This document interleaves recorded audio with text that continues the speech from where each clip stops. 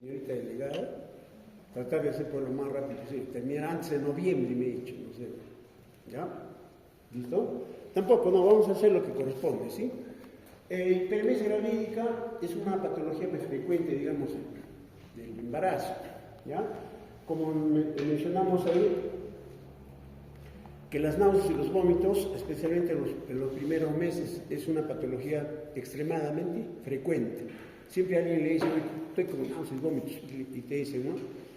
Si es retraso, dice, hoy mismo te dice, ¿no? A cualquiera, digas, si es un varón, te van a decir, oye, ¿tú tienes retraso?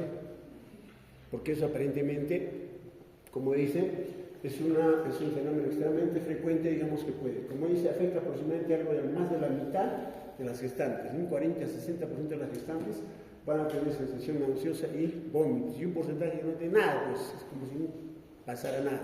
O sea, depende de cada organismo. Como dice, son más frecuentes entre las 6 y 14 semanas, ¿no? Que generalmente desaparece entre las 16 y 20 semanas, pero en algunas circunstancias, como un 20% puede proceder, digamos, en el segundo y tercer trimestre, pero es bien raro, ¿no? Generalmente desaparece a las 16-20 semanas. Sin embargo, un 0.25 a un 0.5%, como dicen, sufren una verdadera hiperemesis gravídica, vómitos incoercibles, ya que ya no pueden tolerar absolutamente nada, ni siquiera, digamos, algo de líquido, lo vomitan, ¿no? Y también, a raíz de esto, siempre en el primer trimestre, la mayoría de pacientes refieren a una pérdida de peso, ¿no? Y en algunas circunstancias puede darse alrededor del 5% o más. Y generalmente no responde al tratamiento sintomático. O sea, le das pastillas, nada, sí, o esa paciente lo vomita, etcétera, etcétera.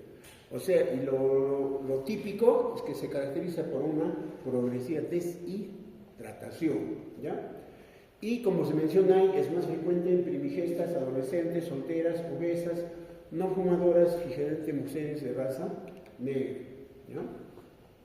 Entonces, ¿cómo hablamos de hiperemesis? Como dice, náuseas persistentes e incoercibles, fuera de toda causa orgánica, que impiden la correcta alimentación de la gestante, conduce a una intolerancia gástrica absoluta frente a alimentos sólidos y líquidos, ocasionando pérdidas del 5% más y alteraciones del equilibrio metabólico e hidroelectrolítico.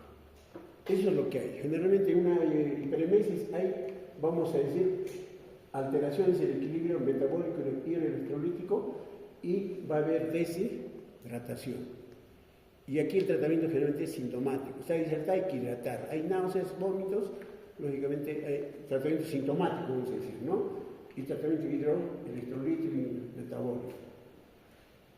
Y como mencionamos, hay pudiendo presentarse cetonuria y deshidratación, ¿no? Hipovolemia, disminución del volumen extracelular, hemoconcentración, pérdida de electrolitos, elevación de la osmolaridad sérica urinaria y disminución del aclaramiento de creatinina. Generalmente se acompaña de pérdida de peso, taquicardia, hipotensión y oliguria, ¿no es cierto?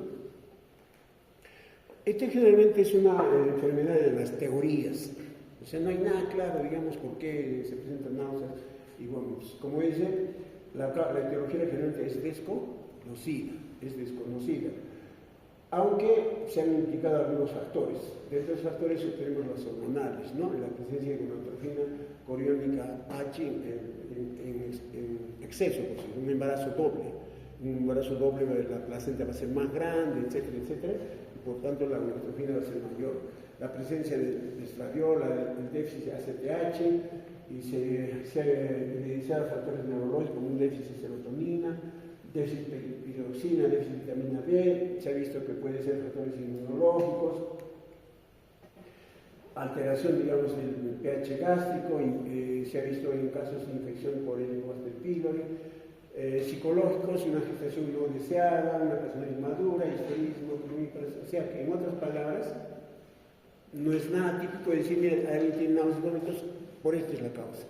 No, como dice, puede haber también un problema psicógeno. En clases, me vuelvo de mano luego, en clase. Listo, entonces, como les menciono, la etiología de la hiperemesis gravídica es totalmente desconocida y alguna vez se considera una enfermedad de las teorías, ¿no? Incluso se ha visto, digamos, en una isla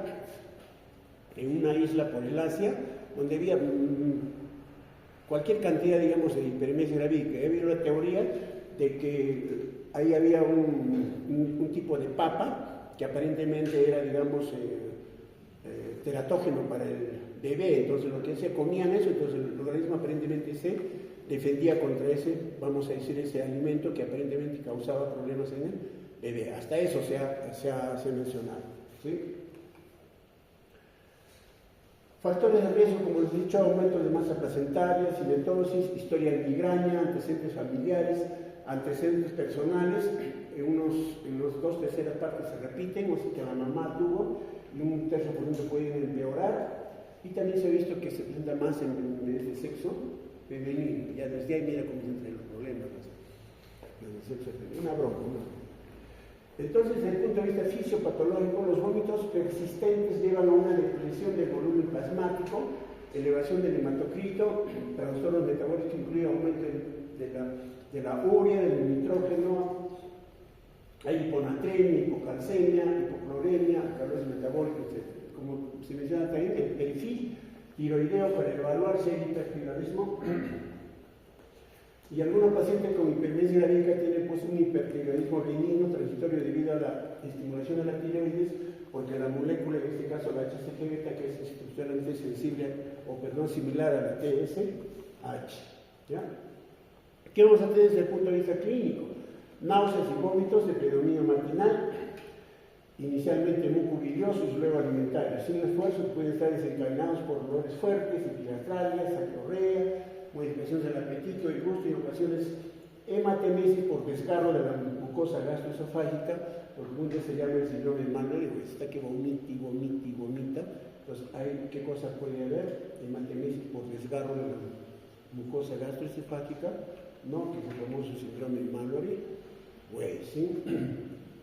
También, a raíz de todo el cuadro clínico que tiene, puede tener pues los labios y la lengua seca, grietas, encías enrojecidas con llagas, faringe seca, roja y con petequias, ¿no? Y el aliento suele ser fétido con olor a frutas, ¿sí? Entonces, a medida que se agrava el cuadro, aparece pérdida de peso y signos de deshidratación, palidez, sequedad de mucosa, signo de pliegue positivo, disminución de la frecuencia de la piel, ojos hundidos, falta de sudoración maxilar, hipotensión ortostática, taquicardia, oliguria, que puede darse en algunos casos menos de 400 cc en 24 horas. Y en situaciones graves pueden aparecer síntomas neurológicos como es la encefalopatía de Wernicke, o lo que se llama síndrome de Wernicke. Puede aparecer ictericia, hipertermia, insuficiencia hepatorenal. Puede producir una lesión hepática, necrosis de la porción central de los lóbulos, degeneración grasa extensa, y también podemos tener retinitis hemorrágica. Incluso podemos llegar a la transfusión letal muy cómoda, ¿no? El diagnóstico, como dice, ofrece un primer planteamiento, constatar si los vómitos tienen una causa gravídica o no. Siempre hay que descartar patología generalmente digestiva o de otro cuadro, ¿no? Por lo tanto, el primer paso es establecer el diagnóstico de gestación y una vez realizado diferenciar entre una emesis simple de embarazo y una hiperemesis gravídica, ¿no? Mediante una buena anamnesis, una exploración física cuidadosa, unos análisis básicos que podemos hacer, podremos llegar al diagnóstico correcto en la mayoría de los casos. Así es también muy importante el diagnóstico diferencial. Siempre pensar en el diagnóstico diferencial, con patologías propias del embarazo, que pueden ser vómitos, otras enfermedades que sin tener nada que ver con la gestación y cursan de igual modo con náuseas y vómitos, ¿no? Siempre pensar, siempre ustedes piensen en el diagnóstico diferencial. O sea, no sean tubulares, vamos a decir. Náuseas y vómitos, no, esto es simplemente no. Piensen en otras patologías y pregunten por eso, ¿no? Por ejemplo, diagnóstico diferencial que puede cursar con náuseas y vómitos es la mola diatiforme, ¿no? Si tenemos una paciente estamos no sé dónde, ¿conocen al doctor Luque? ¿Hernán Luque? ¿Han pasado visita con él? Sí ha pasado, ¿cierto? Es un famoso centro de salud, no, su establecimiento de salud Chiquinifuti. Digamos en Chiquinifuti no tiene ecografía, no tiene nada, y tiene uno está gestando, que se toca su barriga y está por ahí, le hacen un tacto aumentado y está con signos y momentos, no pueden dejar de pensar que podemos estar frente a una bola y atiforme. No sea nada raro, ustedes ponen su diagnóstico, hiperemesis gravídica, gestante tantas semanas, digamos, porque no tiene ecografía, no tiene nada, de repente la fecha última regla también no es clara, ponen gestante tantas semanas, hiperemesis gravídica, embarazo doble está acá, embarazo doble, mola, descartar mola y atiforme, etcétera, etcétera. ¿Por qué? Porque eso causa, pues, vamos a decir, esa patología. ¿Ya? También los poligramias, la preeclampsia, síndrome GEL, hígado graso del embarazo, son patologías secundarias del embarazo. No solamente eso, también puede haber, digamos, patología digestiva, como es la hepatitis, colecistitis, apendicitis, pancreatitis, etcétera, etcétera, ¿no?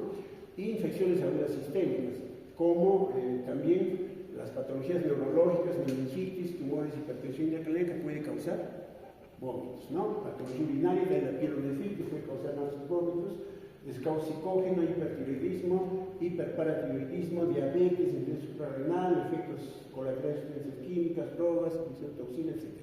O sea, simple en todo, tienen que pensar, digamos, en el diagnóstico diferencial, haciendo anamnesis, cuándo estaba, desde cuándo, cómo, con qué mejora, etcétera, etcétera, ¿no?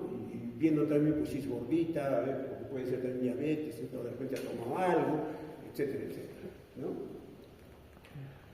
En las pruebas de laboratorio debemos tener hemoconcentración, alteraciones de repente en la coagulación, puede haber hiponatremia, hipocalcemia, hipocloремia, puede haber hipoproteinemia, pruebas de función hepática, ¿no? La TG o la TGP, también la pancreática, hemos dicho que puede ser una pancreatitis también, equilibrio de ácido básico, generalmente lo que es alcalosis metabólica, y el examen de orina, donde generalmente vamos a hacer cetonuria, elevación de la osmolalidad, disminución de volumen urinário y aclaramiento de creatinina, ¿no?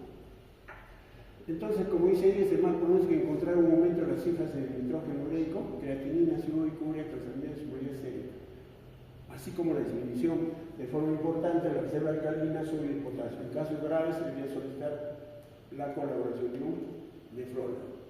¿Qué complicaciones podemos tener en esta paciente? Ya hemos dicho el síndrome de Mallory, pues, ¿no? Una vez hematemesia asociada a vómitos. El síndrome de Mendelssohn, ¿no? ¿Qué es? Neumonía por aspiración. Síndrome de Mendelssohn, neumonía por aspiración. Síndrome de Boerhaave, ¿no? Rotura esofágica por vómitos violentos, ¿ya?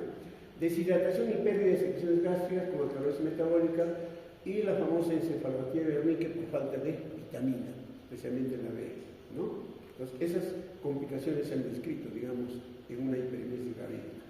No solamente eso, también infiltración grasa en hígado de riñones, hemorragia retiniana, colestasis intrahepática, rhabdomiolisis, vasoespasmo de arterias cerebrales, neumediastino, neumotórax y muerte materna en casos extremos. Entonces, esas son las complicaciones que podemos tener. Ya pues será por una persona abandonada, ¿no? Ya que sea abandonada, no hay quien la lleve, no hay quien, pues, porque ahora tenemos establecimiento de salud en todo lugar, entonces, pues, el tratamiento generalmente, como he dicho acá, es sintomático, ¿no? Como dice en medidas generales, NPO por 24-72 horas, o sea, no debe comer nada, porque recuerden que al darle NPO, en alguna medida vamos a ayudar que esas heridas que de repente tienen a nivel del esófago, ¿no? De la unión gastroesofágica, pueden mejorar, ¿no es cierto? Por eso NPO 24-72 horas. Corregir la hidratación, mejorar los síntomas, corregir el desbalance hidroelectrolítico, etcétera, ¿no? O sea, prácticamente el tratamiento aquí es sintomático, si es que estamos hablando específicamente de hiperemesis gravídica, descartando pues otras patologías. Mejorar la función renal, hay que cuantificar, digamos, la orina, ¿no? La orina generalmente debe ser más de 1524 horas para decir que está bien hidratada esta paciente, ¿no? El balance hidroelectrolítico, o sea, la hidratación con electrolitos, especialmente sodio y potasio, ¿no? El peso al ingreso y control diario, controlar, digamos, la vialidad fetal, cómo ingresa, pues cómo se va, ¿no? Como a veces mencionamos que es un problema psicológico, la visita debe ser restringida, sí o sí una interconsulta al psicólogo y al nutricionista, vamos a decir, ¿no? Son medidas generales, digamos, en relación tratamiento. Dentro de las medidas preventivas, iniciar la toma de vitaminas un mes antes del embarazo para optimizar la nutrición, especial de la vitamina B6, ¿no? Comidas de poca cantidad y fraccionada cada 2 horas para evitar un estómago lleno, ¿no? Estamos hablando de medidas preventivas, en algo que tengan náuseas y vómitos y no llegar a los extremos, ¿no? Evitar alimentos picantes con grasa, eliminar el hierro suplementario porque se le va a producir más náuseas y vómitos, alimentos generalmente deben ser secos y fríos, ¿no? El helado, digamos, en crema, eso le va muy bien, la gelatina, etc., ¿no? Seco y frío, ¿no? Y eliminar con las bebidas alcohólicas y también el tabaco, ¿no? Medidas específicas, como hechos sintomáticos, antiácidos, antieméticos y la reposición hidroelectrolítica con sodio y potasio. Y se puede reducir en circunstancias, se puede añadir tiamina 100 miligramos por día, 2 a 3 días, metilprednisolona, a veces ni con esto que estamos dando mejora, ¿ya? O sea, lo tenemos hospitalizado. Le hemos dado ranitina o le hemos dado omeprazol, le hemos dado metoclopramida, le hemos dado dimenidrinato, está ahí en vía, sigue vomitando. Entonces ahí usamos metilprednisolona, como dice, cuando son refractarios al manejo, ¿ya? Y como se reitera, la valoración por psiquiatría o psicología, ¿listo? Eso sería en relación, digamos, a todo lo que es la hipognesis gravídica.